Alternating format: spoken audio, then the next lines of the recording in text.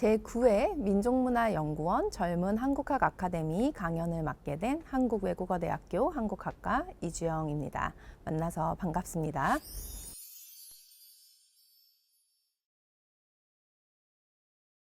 저는 오늘 전략적인 혼혈, 대중문화에서 미국계 한흑 혼혈인의 재현에 대한 주제로 강연을 해보려고 합니다.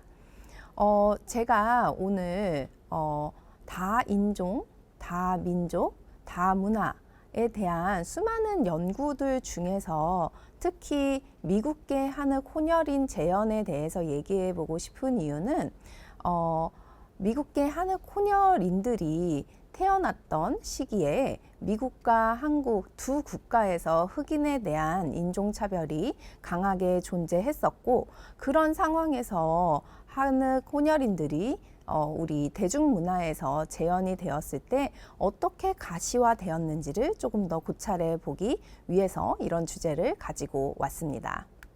그래서 오늘 발표 내용은요, 먼저 한국문화학에서 주한미군의 주둔으로 인하여 탄생한 혼혈인에 대한 선행 연구를 먼저 우리가 조금 살펴볼 것이고요.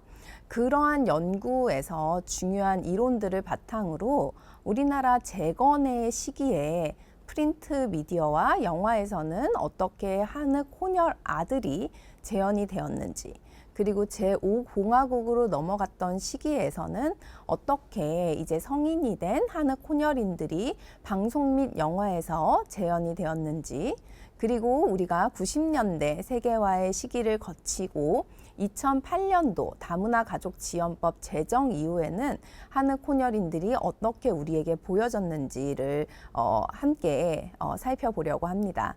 그리고 마지막에 우리는 함께 변화하는 한국, 변화하는 한국 문화, 그 문화 속에서 과연 현재 한흑 혼혈인들은 어떻게 재현이 되고 있는지 함께 생각해 보면 좋겠습니다.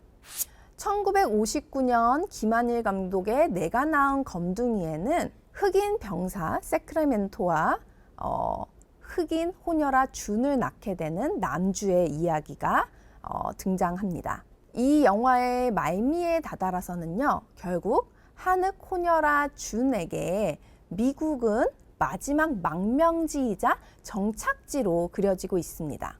입양뿐만이 아니라 이주를 통해서라도 한흑 혼혈인들을 국가에서 제외시키고 단일민족 신화를 통해서 국가를 재건하고자 했던 한국의 모습이 이러한 영화를 통해서 드러나고 있는 것입니다. 1986년도 신문 기사에 의하면 인순이 선생님은 당시 1980년대에 밤무대에 적합한 가수라는 묘사가 되고 있습니다.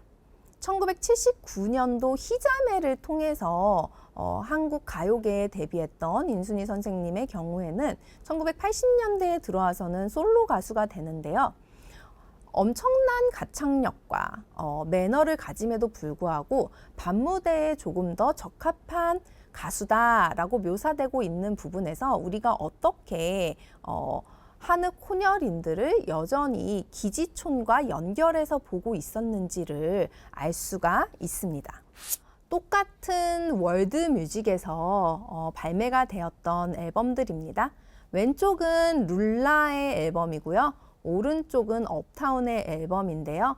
우리는 이 앨범들을 통해서 정통성의 문제도 생각해 볼 수 있지만, 동시에 어떻게 한국 방송가가 윤미래와 같은 한흑 혼혈인을 이용하면서 동시에 차별적 시각을 보였는지도 알 수가 있습니다.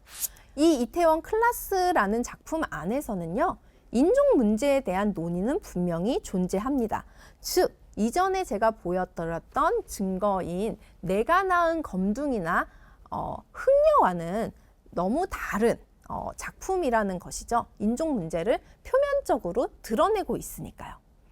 하지만 이 이태원 클라스도 우리가 다문화 시대에 도달했다라는 것을 명확하게 보여주는 작품이라고는 할 수가 없습니다.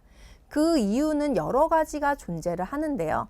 첫 번째는 이 드라마의 배경이 이태원임에도 불구하고 이태원이라는 공간에서 미군이 존재했던 역사를 전혀 부각시키지 않고 있다라는 것입니다.